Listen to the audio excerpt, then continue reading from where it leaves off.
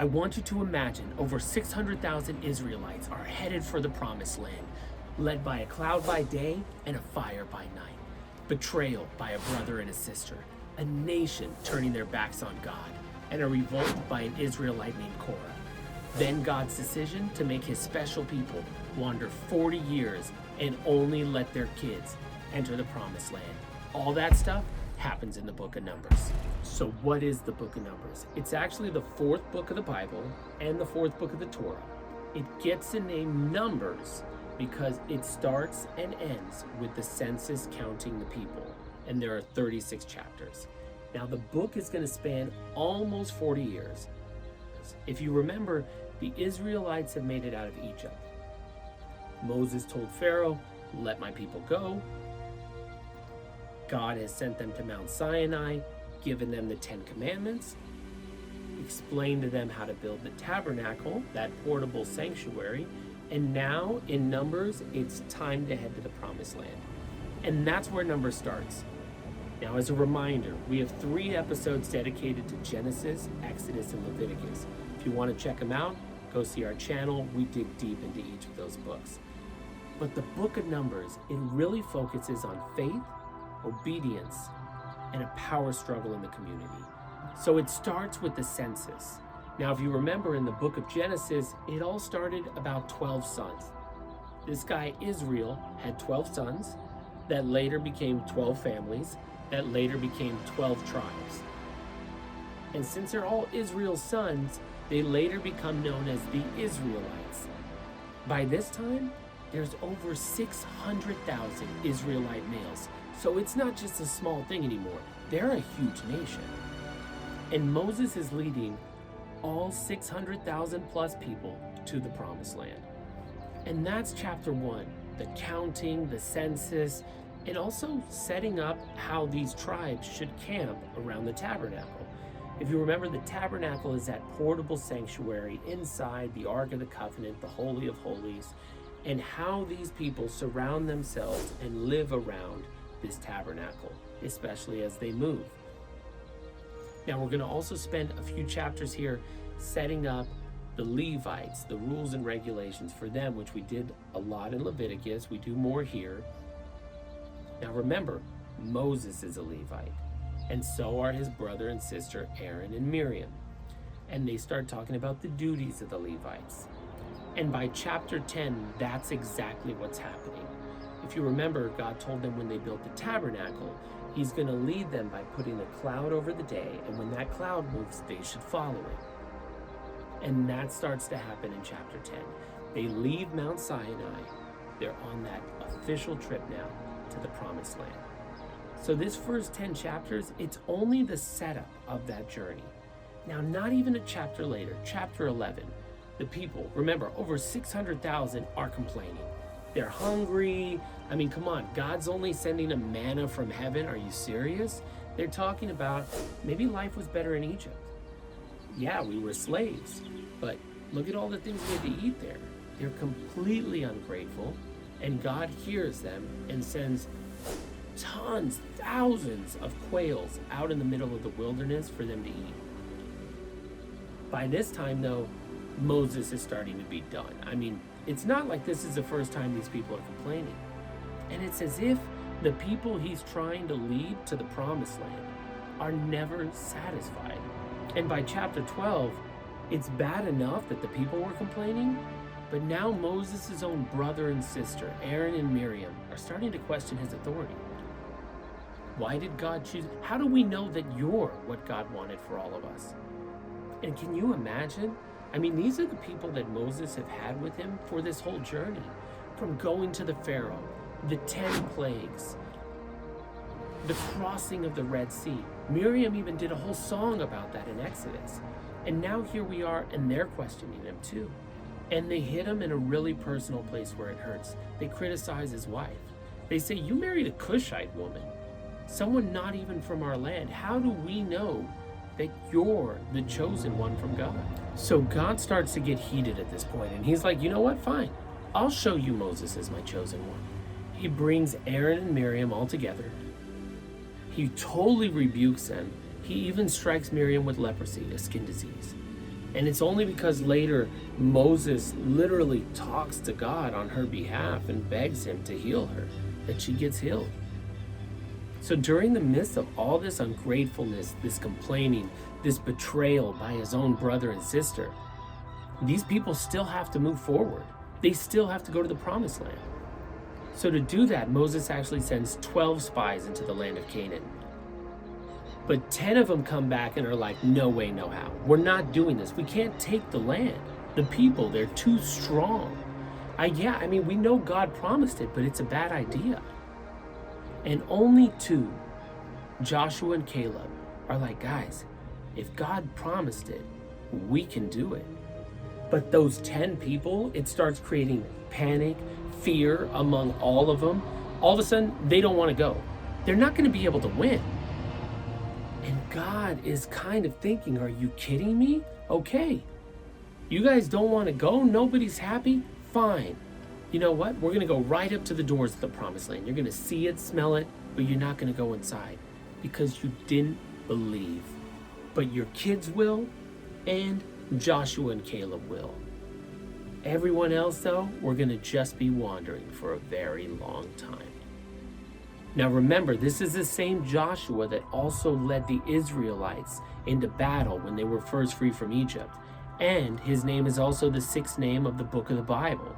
He's a very important guy. Now by chapter 16, as if it's not bad enough, a Levite named Korah teams up with 2 other people and says, let's lead a rebellion. And why? Well, think about it. To Korah, he's a Levite too. He's from the priestly line. Why is Moses so good? Why is Aaron and Miriam so good? So he starts to lead a revolt, almost 250 people. And they decide, let's get rid of our current leaders and we'll appoint some new ones. Now, this is a wild story because Moses says, why don't we let God decide? Come on, let's go. Let's let God decide who's his chosen. They do. God actually opens the ground and swallows up all 250 of those people. Insane. And if you think about it, this whole book is people questioning what God's methods are, who God chooses, and why God does what he does, and being ungrateful for the things that God does. Now, interspersed throughout, they do go a little bit deeper into a lot of the laws. And by chapter 20, the story honestly gets really rough. Miriam, Moses' older sister, now she's not in a lot of the books, but we hear about her. I mean, remember, she was there when baby Moses was put into the basket. And that basket went downstream and his life was saved. She was there when they crossed the Red Sea and led the women into a powerful song.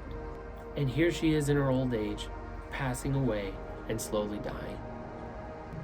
Imagine what Moses and Aaron must have felt to go on this incredibly long journey as a family, and now they lose their sister. And right after she dies, the people are still complaining. And don't get me wrong, these are real complaints. I mean, they want water. They feel like they're dying of thirst. So what does God do? He tells Moses and Aaron, I want you guys to bring all the people here. I'm going to show them once again that I will take care of them, even though they keep doubting me. I want you to speak to that rock and water is going to come out. But Moses is pissed. He's pissed at the people. He's pissed at what he's gone through. He just loses his sister. So him and Aaron instead decide, we're going to hit the rock. We're going to show the people how mad we are. We're going to hit it, and that's going to make it explode out with water. And it works. But God is like, why, guys? Why you two?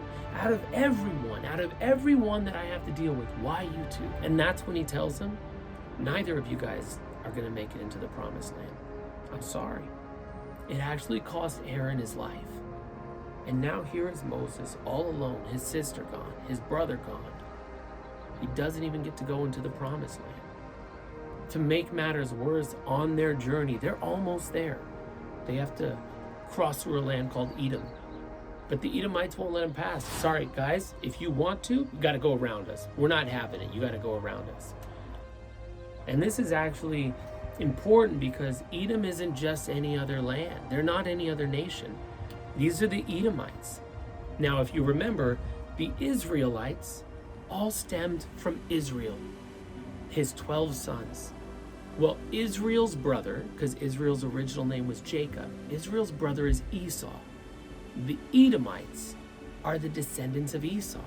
So you have the descendants of Israel and their brother, the descendants of Esau, saying, sorry, you can't cross through our land to get what God promised you. Now we follow the Israelites for a few more battles.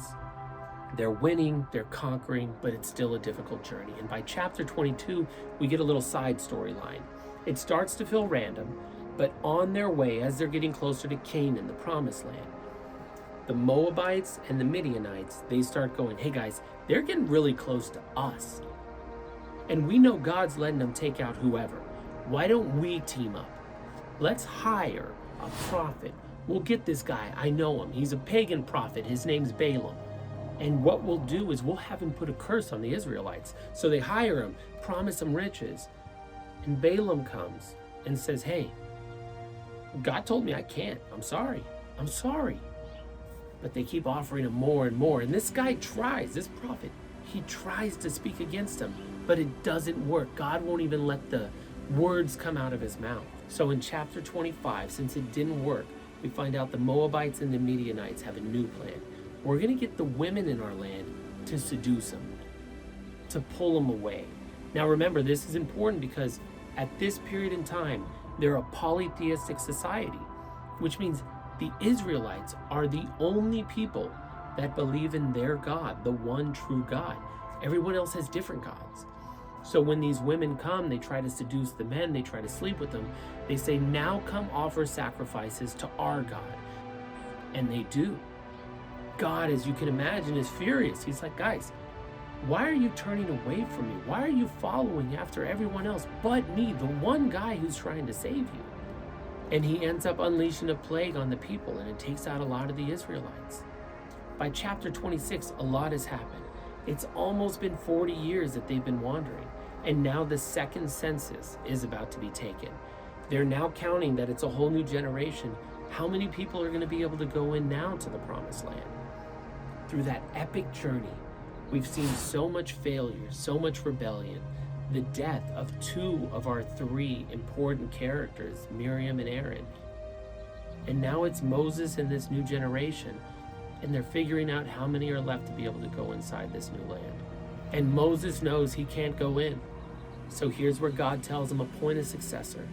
Who's the person that's taking over after you? And it's Joshua, the one who's led them into great battles, the one who went in as a spy to Canaan and wasn't afraid to go after what God promised them. And think about it. When Moses started this journey, he was 80.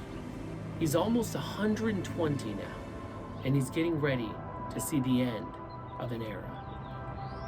So the next few chapters, they're getting ready to go into the promised land. God is reminding them of specific offerings they need to do, sacred holidays / festivals, and a few more laws on how to make vows. I mean, remember, we talked in Leviticus, because this is a lot of people. He is trying to set up this nation to be holy because God is holy. And this nation is still figuring out their day-to-day, and these extra laws are coming in to help them do that. And by chapter 31, they're going to go to war against Midian. Now, if you remember, the Moabites and the Midianites, they teamed up. They sent the women to try to seduce them. And this is where the Israelites go in there. They're going to go in and now fight the Midianites. And they even take out Balaam, that prophet. And this is where we're dropped with the bombshell. Because Balaam could not physically speak out against them, God wouldn't let him have the words. He's actually the one that told them, send in your women. I can't put a curse on them, but send in your women to seduce them away to your gods. And for that, it cost Balaam his life. In chapter 32, two of the tribes, remember there's 12 of them, Reuben and Gad, they go, look, we know you guys are going into Canaan. We actually want to set aside right here. It's better agriculturally for us. Will you allow it? Moses is nervous because he doesn't want everyone to go, well, maybe we don't go in at all. But these two tribes, they say, listen, we're still going to fight with you. We're still going to go in and conquer that land. We're still going to take it because God said we can. But allow us to settle here. And Moses agrees. By chapter 33, we're summarizing the entire journey, what it's led up to. By chapter 34, they start to talk about creating boundaries. Where are the areas of Canaan? How are they going to divide the land? How will they settle in? And the book ends with Israel camped out on the plains of Moab, ready to take over Canaan, ready to go into that land that God promised Abraham all the way back in Genesis. If you like this content, if you love digging into the Bible and you want to know more, please like and subscribe. Get into this epic journey with us, enjoy this saga, and learn all about the Holy Word of God.